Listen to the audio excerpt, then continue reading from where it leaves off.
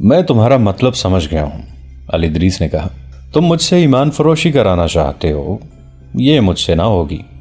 بہت دیر کی بحث اور تکرار کے بعد الادریس نے کہا، تم اتنی خطرناک باتیں اتنی دلیری سے کس طرح کر رہے ہو؟ کیا تم نہیں جانتے کہ میں تمہیں گرفتار کر کے غداری کی سزا دلا سکتا ہوں؟ کیا یہ میں نہیں کہہ سکوں گا کہ آپ مجھ پر جھوٹا الزام عائد کر رہے ہیں؟ ارسلان نے کہا۔ صلاح الدین ایوبی میرے خلاف ایک لفظ نہیں سنے گا۔ الادریس سٹ پٹا اٹھا۔ وہ حیران تھا کہ اتنے بڑے عہدے کا حاکم کس قدر شیطانیت کی باتیں کس دلیری سے کر رہا ہے۔ دراصل الادریس خود مرد مومن تھا۔ وہ سمجھ ہی نہیں سکتا تھا ایمان نیلام کر دینے والے ذلت کی پستیوں تک پہنچ سکتے ہیں۔ اس کے پاس ارسلان کو پابند کرنے اور راہ راست پر لانے کا ایک ہی طریقہ تھا، وہ اس کے عہدے سے زیادہ بڑے عہدے کا حاکم تھا۔ اس لیے ارسلان سے کہا، میں جان گیا ہوں کہ تم کیا کہنا چاہتے ہو اور تم کیا کر رہے ہو۔ تم جس جرم کے مرتکب ہو رہے ہو اس کی سزا موت ہے۔ میں تمہیں یہ رعایت دیتا ہوں کہ 7 روز کے اندر اپنا رویہ درست کر لو اور دشمن کے تعلقات توڑ کر مجھے یقین دلا دو کہ تم خلافت بغداد اور اپنی قوم کے غدار نہیں ہو۔ میں تمہیں رصد کی ذمہ داری سے سبکدوش کرتا ہوں۔ یہ انتظام ہم خود کریں گے۔ اگر مجھے ضرورت محسوس ہوئی تو میں تمہیں اس محل میں جو تمہیں صلیبیوں نے دیا ہے نظر بند کر دوں گا۔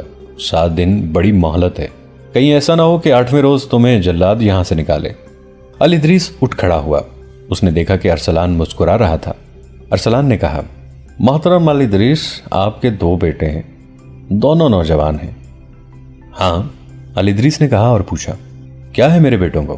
کچھ نہیں، ارسلان نے کہا، میں آپ کو یاد دلا رہا ہوں کہ آپ کے 2 جوان بیٹے ہیں اور یہی آپ کی کل اولاد ہے۔ الادریس اس اشارے کو سمجھ نہ سکا۔ اس نے کہا، شراب نے تمہارا دماغ خراب کر دیا ہے، اور وہ باہر نکل گیا۔ ارسلان کے گھر سے نکل کر الادریس علی بن سفیان کے گھر چلا گیا اور اسے ارسلان کی باتیں سنائیں۔ علی بن سفیان نے اسے بتایا کہ ارسلان اس کی مشتبہ فہرست میں ہے، لیکن اس کے خلاف کوئی ثبوت نہیں مل رہا، تاہم وہ جاسوسوں کی نظر میں ہے۔ الادریس بہت پریشان تھا اور حیران بھی کہ ارسلان اتنی دلیری سے غداری کا مرتکب ہو رہا ہے۔ علی بن سفیان نے اسے بتایا کہ وہ اکیلا نہیں، غداری منظم طریقے سے ہو رہی ہے۔ اس کے جراثیم فوج میں بھی پھیلا دیے گئے ہیں۔ اس وقت سب سے بڑا مسئلہ سوڈان کے محاذ کے لیے رسد کا تھا۔ الادریس نے اسے بتایا کہ اس نے ارسلان کو اس ذمہ داری سے سبکدوش کر دیا ہے اور رسد کا انتظام اب خود کرنا ہے۔ علی بن سفیان نے اسے بتایا کہ ایک سازش کے تحت دیہات سے اناج اور بکرے وغیرہ سرحد سے باہر بھجوائے جا رہے ہیں۔ منڈی میں غلے اور دیگر سامان خوردونوش کا مصنوعی قحط پیدا کر دیا ہے۔ اس نے بتایا کہ اس کے اپنے جاسوسوں اور مخبروں کو یہ کام دے رکھا ہے کہ رات کو ادھر ادھر گھومتے رہا کریں، جہاں کہیں انہیں اناج کی ایک بوری بھی جاتی نظر آئے پکڑ لیں۔ طویل بات چیت کے بعد انہوں نے رسد کے انتظام کا کوئی طریقہ سوچ لیا۔ سلیم الادریس اس قومی مہم اور اپنے فرائض میں اس قدر مگن تھا کہ اس کے ذہن سے ارسلان کا یہ اشارہ نکل گیا تھا کہ تمہارے 2 جوان بیٹے ہیں اور یہی تمہاری کل اولاد ہے۔ الادریس کو اپنے بیٹوں کے کردار پر بھروسہ تھا، مگر جوانی اندھی ہوتی ہے۔ قاہرہ میں سلطان ایوبی کی غیر حاضری میں بدکاری کی ایک لہر آئی تھی جس نے نوجوان ذہن کو لپیٹ میں لینا شروع کر دیا تھا۔ 2-3 سال پہلے بھی ایسی ہی ایک لہر آئی تھی جس پر جلدی ہی قابو پا لیا گیا تھا۔ اب یہ لہر زمین کے نیچے سے آئی اور کام کر گئی۔ یہ مختلف کھیل تماشوں کی صورت میں آئی، جن میں شعبدہ بازی اور کھیلوں کی صورت میں جوا بازی شامل تھی۔ یہ لوگ خیمے اور شامیانے تان کر تماشا دکھاتے تھے، جس میں کچھ بھی قابل اعتراض نہیں تھا، مگر شامیانوں کے اندر خفیہ خیمے تھے جہاں اکیلے اکیلے نوجوانوں کو اشارے سے بلایا جاتا تھا۔ ان سے پیسے لے کر کپڑوں پر بنی ہوئی دستی تصویریں دکھائی جاتی تھیں۔ یہ عریاں اور بے حد فحش تصویریں تھیں جو مصوروں نے بڑی محنت سے بنائی تھیں۔ تصویریں دکھانے کا کام لڑکیاں کرتی تھیں جن کی مسکراہٹ اور انداز میں دعوت گناہ ہوتی تھی۔ وہیں نوجوانوں کو تھوڑی تھوڑی حشیش پلائی جاتی تھی۔ یہ شرمناک اور خطرناک سلسلہ زمین کے اوپر چل رہا تھا، مگر اسے پکڑ کوئی نہیں سکتا تھا۔ وجہ یہ تھی کہ جو کوئی یہ تصویریں دیکھ کر یا حشیش کا ذائقہ چکھ کر آتا تھا وہ اپنے گناہ کو چھپائے رکھتا تھا۔ اس گناہ میں لذت ایسی تھی کہ جانے والے بار بار جاتے تھے۔ وہ اس لیے بھی باہر کسی سے ذکر نہیں کرتے تھے کہ حکومت تک بات پہنچ گئی تو انہیں اس نشہ آور لذت سے محروم کر دیا جائے گا۔ اس لذت پرستی کا شکار نوجوان اور فوجی ہو رہے تھے۔ ان کے لیے در پردہ قہبہ خانے بھی کھول دیے گئے تھے۔ کردار کشی کی یہ مہم کس قدر کامیاب تھی، اس کا جواب کرک کے قلعے میں صلیبیوں کی انٹیلیجنس اور نفسیاتی جنگ کا ماہر جرمن نیاد ہرسن اپنے حکمرانوں کو ان الفاظ میں دے رہا تھا: اسپین کے مصوروں نے یہ جو تصویریں بنائی ہیں یہ لوہے کے بنے ہوئے مردوں کو بھی مٹی کے بت بنا دیتی ہیں۔ اس نے ایک مرد اور ایک عورت کی ایک فحش تصویر حاضرین کو دکھائی۔ یہ بڑے سائز کی تصویر تھی جو برش سے دلکش رنگوں میں بنائی گئی تھی۔ صلیبی حکمرانوں نے تصویر دیکھ کر ایک دوسرے کے ساتھ ننگے مذاق شروع کر دیے۔ ہرسن نے کہا، میں نے ایسی بے شمار تصویریں بنا کر مصر کے بڑے بڑے شہروں میں ان کی خفیہ نمائش کا انتظام کر دیا ہے، وہاں سے ہماری کامیابی کی اطلاعیں نہیں آ رہی۔ میں نے قاہرہ کی نوجوان نسل میں حیوانی جذبہ بڑھکا دیا ہے۔ یہ ایسا طاقتور جذبہ ہے جو مشتعل ہو جائے تو تمام انسانی جذبوں کو، جن میں قومی جذبہ خاص طور پر شامل ہے، تباہ کر دیتا ہے۔ ان تصویروں نے مصر میں مقیم مسلمان فوج کو ذہنی اور اخلاقی لحاظ سے بیکار کرنا شروع کر دیا ہے۔ ان تصویروں کی لذت نشہ بھی مانگتی ہے، اس کا انتظام بھی کر دیا ہے۔ میرے تخریب کاروں اور جاسوسوں کے گروہ نے صحرائی لڑکیوں کی پوری فوج قاہرہ اور دوسرے قصبوں میں داخل کر دی ہے۔ یہ لڑکیاں دیمک کی طرح صلاح الدین کی قوم اور فوج کو کھا رہی ہیں۔ وہ وجوہات کچھ اور تھیں جب میری مہم قاہرہ میں پکڑی گئی تھی، اب میں نے کچھ اور طریقے آزمائے ہیں جو کامیاب ہو رہے ہیں۔ اب وہاں کے مسلمان خود میری مہم کی حفاظت کریں گے اور اسے تقویت دیں گے۔ وہ اس ذہنی عیاشی کے عادی ہو گئے ہیں۔ تھوڑے ہی عرصے بعد ان کے ذہنوں میں ان کی اپنی ہی قوم اور اپنے ہی ملک کے خلاف زہر بھرنا شروع کر دوں گا۔ صلاح الدین بہت ہوشیار آدمی ہے، حاضرین سے کسی نے کہا۔ وہ جو ہی مصر پہنچا تمہاری اس مہم کو جڑ سے اکھاڑ دے گا۔ اگر وہ مصر پہنچا تو؟ ہرسن نے کہا، اس سوال کا جواب آپ ہی دے سکتے ہیں کہ آپ اس کا محاصرہ کامیاب ہونے دیں گے یا نہیں۔ بے شک اس نے ریمانڈ کی فوج کو قلعے کے باہر گھیرے میں لے رکھا ہے اور قلعہ اس کے محاصرے میں ہے، لیکن یہ گھیرا اور یہ محاصرہ اس کے لیے نقصان کا باعث بن سکتا ہے۔ آپ یہاں فیصلہ کن جنگ نہ لڑیں، ایوبی کو محاصرہ کیے رکھنے دیں تاکہ وہ یہیں پابند رہے اور مصر نہ جا سکے۔ سوڈان میں ہمارے کمانڈروں نے تقی الدین کی فوج کو نہایت کامیابی سے بکھیر دیا ہے۔ وہ اب نہ لڑ سکتا ہے نہ وہاں سے نکل سکتا ہے۔ مصر کی منڈیوں اور وہاں کی کھیتیوں کا غلہ میں نے غائب کرا دیا ہے۔ آپ کی دی ہوئی دولت آپ کو پورا صلہ دے رہی ہے۔ ایوبی کا ایک وفادار حاکم ارسلان دراصل آپ کا وفادار ہے، وہ ہمارے ساتھ پورا تعاون کر رہا ہے۔ اس کے کچھ اور ساتھی بھی ہمارے ساتھ ہیں۔ ارسلان کو کتنا معاوضہ دیا جا رہا ہے؟ فلپ آگسٹس نے پوچھا۔ جتنا ایک مسلمان حاکم کا دماغ خراب کرنے کے لیے کافی ہوتا ہے، ہرسن نے جواب دیا۔ عورت اور شراب، دولت اور حکومت کا نشہ کسی بھی مسلمان کا ایمان خرید سکتا ہے، وہ میں نے خرید لیا ہے۔ میں آپ کو یہ بتا رہا تھا کہ اب صلاح الدین ایوبی مصر جائے گا تو اسے وہاں کی دنیا بدلی ہوئی نظر آئے گی۔ وہ جس نوجوان نسل کی بات فخر سے کیا کرتا ہے وہ مسلمان ہوتے ہوئے اسلام کے لیے بیکار ہوگی۔ اس کی سوچیں اور اس کا کردار ہمارے ہاتھ میں ہوگا۔ یہ نسل جنسی جذبے کی ماری ہوئی ہوگی۔ یہی حال اس فوج کا ہوگا جسے وہ مصر میں چھوڑ آیا ہے۔ اس فوج میں میرے تخریب کاروں نے اتنی زیادہ بے اطمینانی پھیلا دی ہے کہ وہ بغاوت سے بھی گریز نہیں کریں گی۔ میں آج یہ دعوے اور وثوق سے کہہ سکتا ہوں کہ آپ سے پہلے میں اپنا محاذ ختم کر چکا ہوں گا۔ دشمن کے کردار اور اخلاق کو تباہ کر دینے سے فوجوں کے حملوں کی ضرورت باقی نہیں رہتی۔ ہرسن کی اس حوصلہ افزا رپورٹ پر صلیبی حکمران بہت خوش ہوئے۔ فلپ آگسٹس نے وہی عزم دہرایا جس کا اظہار وہ کئی بار کر چکا تھا۔ اس نے کہا، ہماری لڑائی صلاح الدین سے نہیں، اسلام سے ہے۔ ایوبی بھی مر جائے گا، ہم بھی مر جائیں گے، لیکن ہمارا جذبہ اور عزم زندہ رہنا چاہیے تاکہ اسلام بھی مر جائے اور دنیا پر صلیب کی حکمرانی ہو۔ اس کے لیے یہ ضروری نہیں کہ ایسا محاذ کھولا جائے جہاں سے مسلمانوں کے نظریات اور کردار پر حملہ کیا جائے۔ میں ہرسن کو خراج تحسین پیش کرتا ہوں کہ اس نے محاذ نہ صرف کھول دیا ہے بلکہ حملہ کر کے ایک حد تک کامیابی بھی حاصل کر لی ہے۔ سلیم الادریس کے بھی دو بیٹے جوان تھے، ایک کی عمر 17 سال اور دوسرے کی 21 سال تھی۔ کہا نہیں جا سکتا کہ وہ بھی لذت پرستی کے اس طوفان کی لپیٹ میں آ گئے تھے یا نہیں جو صلیبی تخریب کار قاہرہ میں لائے تھے۔ البتہ یہ ثبوت بعد میں ملا کہ بڑے بیٹے کے درپردہ تعلقات ایک جوان اور خوبصورت لڑکی کے ساتھ تھے۔ یہ لڑکی اپنے آپ کو مسلمان ظاہر کرتی تھی اور بے پردہ رہتی تھی۔ کسی بڑے خاندان کی لڑکی تھی، اس کی ملاقاتیں خفیہ ہوتی تھیں۔ جس روز ارسلان نے الادریس سے کہا کہ تمہارے دو بیٹے جوان ہیں، اس سے اگلے روز اس لڑکی نے الادریس کے بڑے بیٹے سے کہا کہ ایک نوجوان اسے بہت پریشان کرتا ہے، وہ جدھر جاتی ہے اس کا پیچھا کرتا ہے اور اسے اغوا کی دھمکیاں بھی دیتا ہے۔ اس بڑے بیٹے نے لڑکی سے پوچھا کہ نوجوان کون ہے تو لڑکی نے نہ بتایا۔ بات گول کر گئی، کہنے لگی کہ اس نے زیادہ پریشان کیا تو اسے بتا دے گی۔ بعد کے انکشافات سے پتہ چلا کہ اسے کوئی نوجوان پریشان نہیں کرتا تھا بلکہ وہ خود نوجوانوں کو پریشان اور خراب کرتی پھر رہی تھی۔ اس نے جس شام بڑے بیٹے سے یہ شکایت کی، اس سے اگلے ہی روز اس نے الادریس کے چھوٹے بیٹے کو جس کی عمر 17 سال تھی اپنے جال میں پھانس لیا اور ایسی والہانہ اور بےتابانہ محبت کا اظہار زبانی اور عملی طور پر کیا کہ لڑکا اپنا آپ اس کے حوالے کر بیٹھا۔ 2 درپردہ ملاقاتوں کے بعد اس نے بھی اسے بتا دیا کہ ایک نوجوان اسے بہت پریشان کرتا ہے اور اسے اغوا کی دھمکیاں دیتا ہے۔ لڑکے کا خون جوش میں آ گیا۔ اس نے پوچھا کہ وہ کون ہے تو لڑکی نے اس سے کہا کہ اگر اس نے زیادہ پریشان کیا تو بتاؤں گی۔ اسی شام وہ اسی لڑکے کے بڑے بھائی سے ملی اور اسے کہا کہ وہ نوجوان مجھے زیادہ پریشان کرنے لگا ہے۔ وہ تمہارے متعلق کہتا ہے کہ اسے میں ایسے طریقے سے قتل کروں گا کہ کسی کو پتہ ہی نہیں چل سکے گا۔ لڑکی نے کہا تم خنجر اپنے پاس رکھا کرو۔ دوسری شام کی ملاقات میں اس نے چھوٹے بھائی کو اسی طرح مشتعل کیا اور اسے کہا کہ وہ خنجر اپنے پاس رکھا کرے۔ چنانچہ دونوں بھائی اس حقیقت سے بے خبر کہ وہ ایک ہی لڑکی کے جال میں پھنسے ہوئے ہیں خنجر اپنے پاس رکھنے لگے۔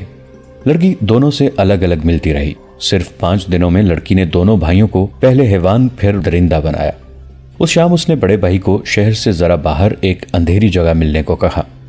چھوٹے بھائی کو بھی اس نے وہی وقت اور وہی جگہ بتائی اور دونوں سے یہ بھی کہا کہ وہ نوجوان جو مجھے پریشان کیا کرتا ہے آج کہہ گیا ہے کہ شام کو جہاں بھی جاؤ گی مجھے وہاں پاؤ گی۔ میں تمہارے چاہنے والے کو تمہارے سامنے قتل کروں گا۔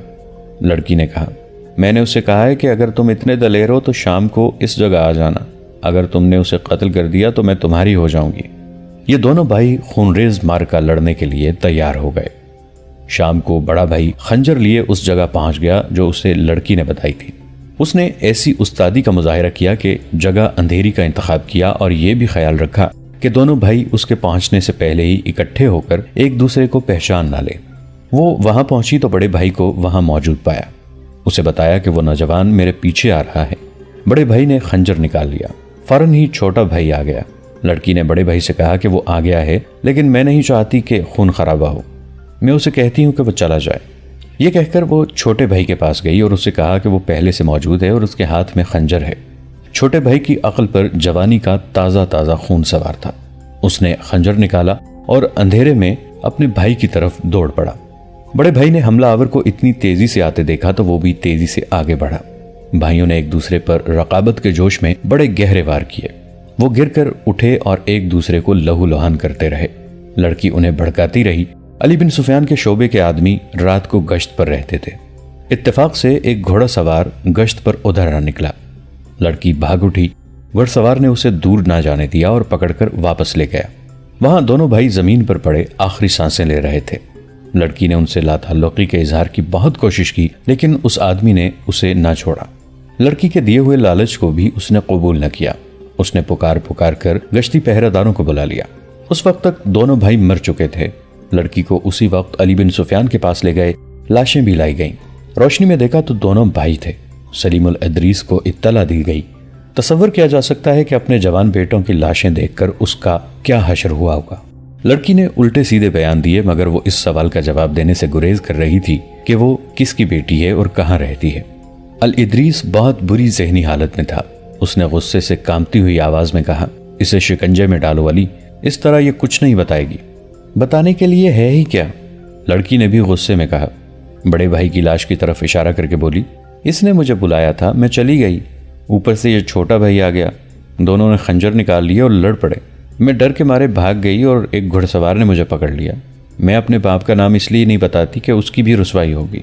علی بن سفیان کا دماغ حاضر تھا۔ اسے یاد آ گیا کہ ارسلان اور الادریس کی آپس میں ترش کلامی ہوئی ہے۔ سلیمان اس کے مشتبہ افراد کی فہرست میں تھا اور یہ بھی جانتا تھا کہ اس کے گھر کے اندر کیا ہو رہا ہے۔ اس نے الادریس کو آنکھ سے اشارہ کر کے کہا یہ لڑکی کوئی بھی ہے، یہ قاتل نہیں، یہ 2 جوانوں کو اکیلے قتل نہیں کر سکتی۔ اس نے سچ بات بتا دی ہے، میں اس کے خلاف کوئی کارروائی نہیں کر سکتا۔ اس نے لڑکی سے کہا جاؤ تم آزاد ہو، آئندہ کسی کے ساتھ اتنی دور نہ جانا ورنہ قتل ہو جاؤ گی۔ لڑکی بڑی تیزی سے کمرے سے نکل گئی۔ علی بن سفیان نے اپنے 2 مخبروں سے کہا کہ ان میں سے ایک لڑکی کا راستہ دیکھ کر دوسرے راستے سے ارسلان کے گھر کے بڑے دروازے سے ذرا دور چھپ جائے اور دوسرا ایسے طریقے سے لڑکی کا تعاقب کرے کہ لڑکی کو پتہ نہ چلے اور وہ جہاں بھی جائے فوراً اطلاع دی جائے۔ دونوں آدمی چلے گئے۔ لڑکی تیز تیز قدم اٹھاتی جا رہی تھی اور اس کا تعاقب ہو رہا تھا۔ علی بن سفیان کا شک ٹھیک ثابت ہوا۔ لڑکی ارسلان کے گھر چلی گئی۔ وہاں ایک آدمی موجود تھا۔ اس نے آ کر اطلاع دی کہ لڑکی اس گھر میں داخل ہوئی ہے۔ جب الادریس کو معلوم ہوا کہ لڑکی کا تعلق ارسلان کے گھر سے ہے تو اس نے علی بن سفیان کو بتایا کہ ارسلان نے اسے کہا تھا کہ تمہارے 2 جوان بیٹے ہیں، مگر الادریس یہ اشارہ نہیں سمجھ سکا تھا۔ صاف ظاہر ہو گیا کہ یہ ارسلان کی کارستانی ہے۔ دونوں بھائیوں کو اسی نے اس عجیب و غریب طریقے سے ایک دوسرے کے ہاتھوں قتل کرایا ہے۔ الادریس نے حاکم اعلیٰ کو اطلاع دی، پولیس کا سربراہ غیاث بھی آ گیا۔ علی بن سفیان کو بھی خصوصی اختیارات حاصل تھے۔ انہوں نے فیصلہ کیا کہ ارسلان کے گھر چھاپا مار کر اسے گھر میں ہی نظر بند کر دیا جائے۔ اب میں سلیم الادریس کو بتاؤں گا کہ میں کیوں اتنی دلیری سے باتیں کرتا ہوں۔ ارسلان نے اس لڑکی کی کامیابی کی رویداد سن کر کہا، میں اسے بتاؤں گا کہ میں کیا کر سکتا ہوں۔ اس نے لڑکی کو شراب پیش کی اور دونوں کامیابی کا جشن منانے لگے۔ ان کا جشن ابھی ختم نہیں ہوا تھا کہ بغیر اطلاع کے کوئی اندر آ گیا۔ یہ الادریس تھا۔ اس نے ارسلان اور لڑکی کو نشے اور عریانی کی حالت میں دیکھا اور لڑکی کو پہچان لیا۔ ارسلان نے نشے کی حالت میں کہا، اپنے بیٹوں کو قتل کرا کے تم میرے ہاتھوں قتل ہونے آئے ہو؟ دربان کہاں ہے؟ یہ شخص میری جنت میں بغیر اجازت کیوں کر آ گیا ہے؟ تمہیں جہنم میں لے جانے کے لیے۔ الادریس نے کہا، میں اپنے بیٹوں کا انتقام لینے نہیں آیا، تمہیں غداروں کے انجام تک پہنچانے آیا ہوں۔ اتنے میں شہر کا وہ حاکم اعلیٰ اندر آیا جس کے پاس امیر مصر کے اختیارات تھے۔ اس کے ساتھ غیاث اور علی بن سفیان تھے۔ لڑکی کو گرفتار کر لیا گیا۔ ارسلان کے تمام ملازموں اور گھر کے دیگر افراد کو باہر نکال کر اس کے محل جیسے مکان کے اندر اور باہر فوج کا پہرا کھڑا کر دیا گیا۔ اس کے گھر میں ایک تہہ خانہ برآمد ہوا جو بہت ہی وسیع اور گہرا تھا۔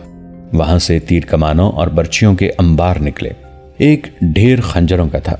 آتش گیر مادہ بھی تھا۔ ایک صندوق میں سے حشیش اور زہر برآمد ہوئے۔ ایک اور کمرے میں سے سونے کی اینٹیں اور اشرفیوں کی تھیلیاں برآمد ہوئیں۔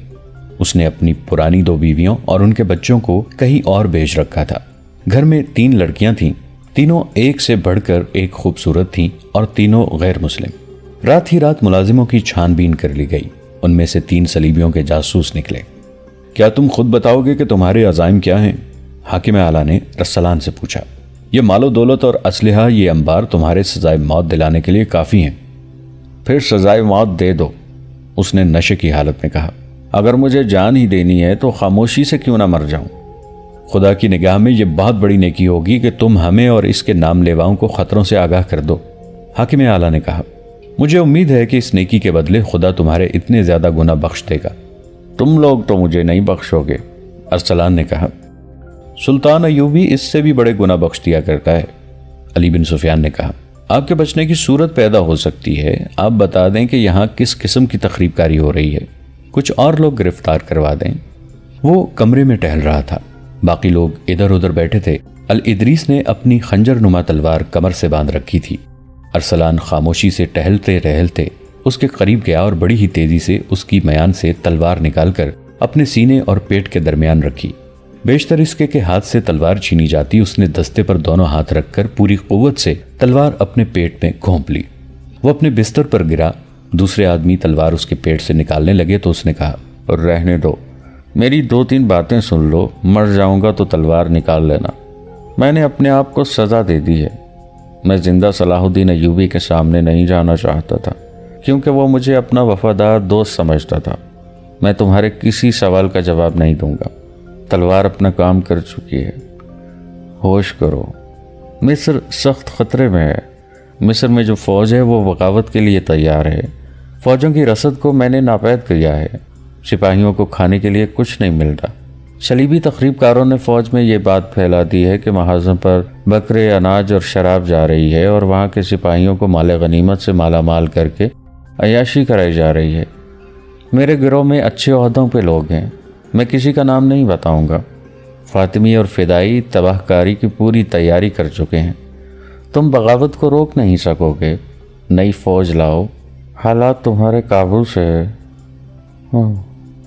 اور وہ فقرہ مکمل کیے بغیر مر گیا۔ دوستو، آج کے لیے اتنا ہی۔ اسی کہانی کی اگلی قسط کے ساتھ بہت جلد حاضر ہوں گے۔ نیچے کامنٹ سیکشن میں اپنی رائے کا اظہار ضرور کیجیے گا۔ ہمارے اس چینل کو سبسکرائب کر کے نیچے موجود بیل آئیکن کو بھی ضرور کلک کیجیے گا۔ اگلی ملاقات تک کے لیے ہمارا اور آپ کا اللہ نگہبان۔